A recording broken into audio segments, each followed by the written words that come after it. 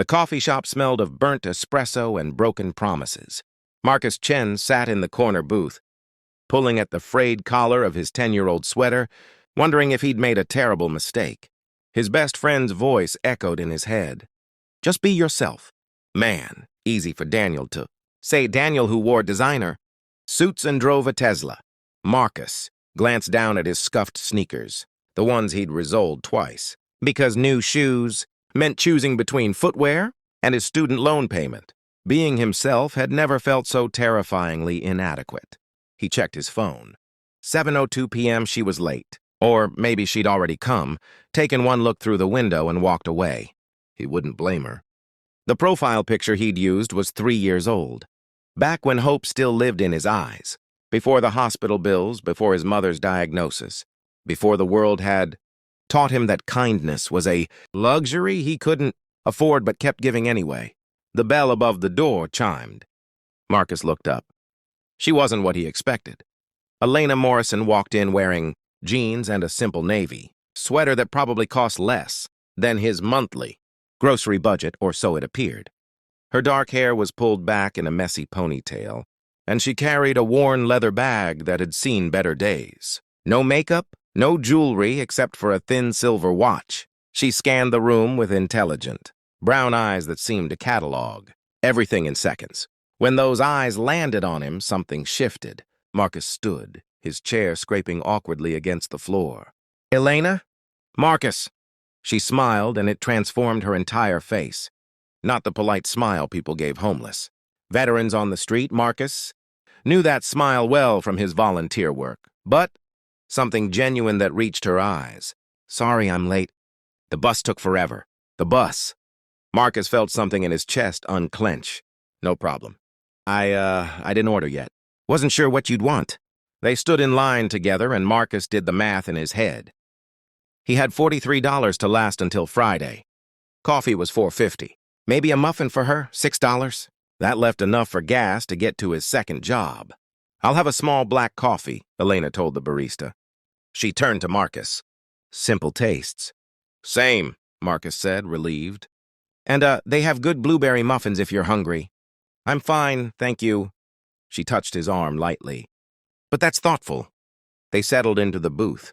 Two strangers wrapped in the awkward intimacy of a first date. Marcus had been on exactly 3 dates in his adult life. This was already going better than the time he'd accidentally called someone by his ex's name. So, Elena said, wrapping her hands around her cup, your profile said you work in education. Marcus felt heat crawl up his neck. I'm a teacher's aide. Elementary school. It's not, fancy or anything. But the kids are great. Really great, he was rambling. Why was he rambling? I also drive for a rideshare service on weekends, and sometimes evenings. He waited for her expression to change, for the disappointment to settle in. Instead, Elena leaned forward. What grade? 3rd. Reading intervention, mostly. A lot of our kids are behind, and the school doesn't have funding for proper programs. So He stopped himself. Sorry, I'm probably boring you. You're not. Her voice was firm. Keep going. So he did. Marcus told her about 8-year-old Jasmine, who'd been reading at a 1st grade level in September, and was now devouring chapter books. About Miguel, whose parents spoke only Spanish at home, and how Marcus had spent his own money on bilingual books, so the boy could share stories with his family. About the reading corner he'd created from donated beanbags and books from library sales. Elena listened like every word mattered. She asked questions that showed she understood not just what he was saying, but why it mattered. When their coffees ran cold, neither noticed. Your turn, Marcus said finally. What do you do? Elena hesitated just for a second. I work in business. Consulting, mostly. It's complicated. And honestly, pretty boring compared to what you do. You're changing lives. I'm just helping kids read. Just? Elena's eyes flashed. My 3rd grade teacher, Mrs. Patterson, she's the reason I learned to love learning. She stayed after school twice a week to help me because my parents were always working. Teachers, aides, people like you're building futures. She paused. What made you want to do it? Marcus traced the rim of his cup. He never talked about this, but something about Elena made the words come easier. My mom was a librarian. is a librarian. She's just sick right now. Early onset Alzheimer's. She always said books were bridges, you know? Bridges to different worlds, different possibilities. I wanted to build bridges, too. I'm sorry about your mom. Elena's hand crossed the table, resting near his. Not touching, but close enough that he could feel her warmth. That must be incredibly hard. Yeah, Marcus swallowed. The medical bills are pretty brutal. That's why the 2 jobs. But she raised me alone, worked doubles so I could go to college. This is just paying it back, I guess. Elena was quiet for a moment. You're a good son. I'm a broke son who can't even afford a decent sweater for a first date. The words slipped out before he could stop them. Marcus wanted to sink through the floor. Sorry, I didn't mean to. I like your sweater, Elena said softly. It looks comfortable, honest.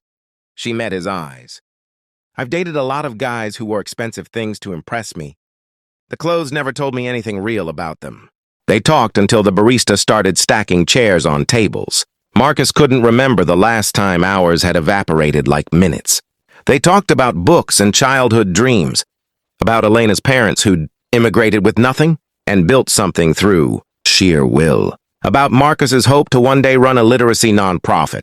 Outside, the spring air was cool and promising. They stood under the streetlight, neither quite ready to leave. I had a really great time, Elena said. Would you want to do this again? Really? Marcus couldn't hide his surprise. I mean, yes. Definitely yes. Elena laughed, that genuine sound that made something warm bloom in his chest. Really, you're different, Marcus. In the best way? They exchanged numbers. Elena hugged him goodbye. And Marcus smelled something clean and simple. Soap, maybe lavender. Nothing expensive or artificial. He drove home in his beat-up Honda, replaying every moment.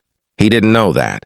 Elena had walked half a block before her driver picked her up in a town car. Didn't know that the simple watch on her wrist was a vintage. Patek Philippe worth more than his annual salary.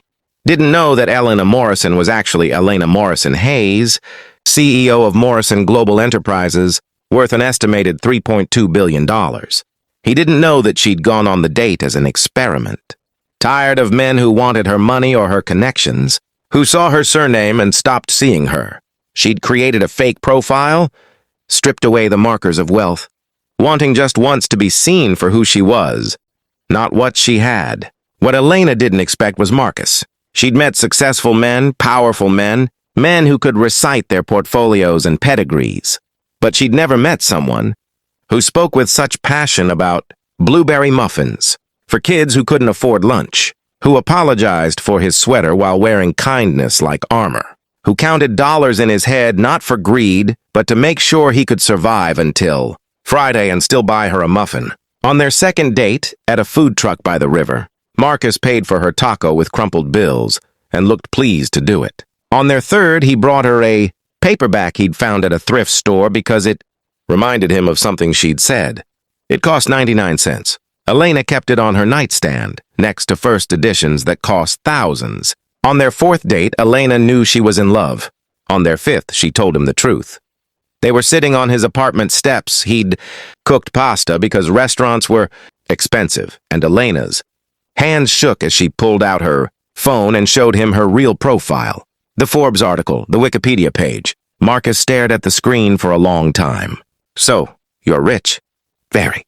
And you didn't tell me because I wanted someone to love me for me, not for what I could buy them or do for them. Elena's voice cracked. I know it was wrong to lie. I understand if you're angry. Are you still the person who cried when I told you about Miguel? Reading to his grandmother for the first time? Elena blinked. Yes. Are you still the person who thinks teachers are heroes and that kindness matters more than profit margins? Yes. Marcus took her hand. Then I don't care about the money, Elena. I care about you.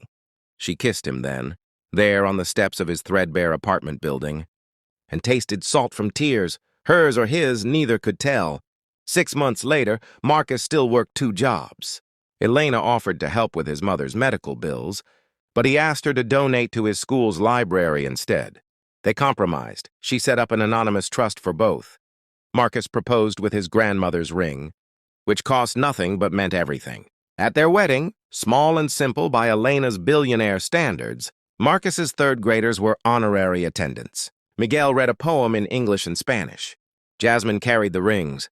In his vows, Marcus said, "You fell for a guy in a ratty sweater who could barely afford coffee, but I fell for a woman who saw past everything, my bank account, my old car, my worn-out shoes, and somehow saw me. That's the real fortune."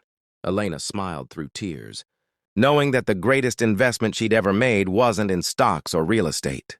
It was saying yes to a blind date with a man who'd dressed down, not knowing he was already wearing the only thing that mattered. A heart that knew how to give even when he had nothing left to give. Sometimes the richest love stories begin with empty pockets and full hearts.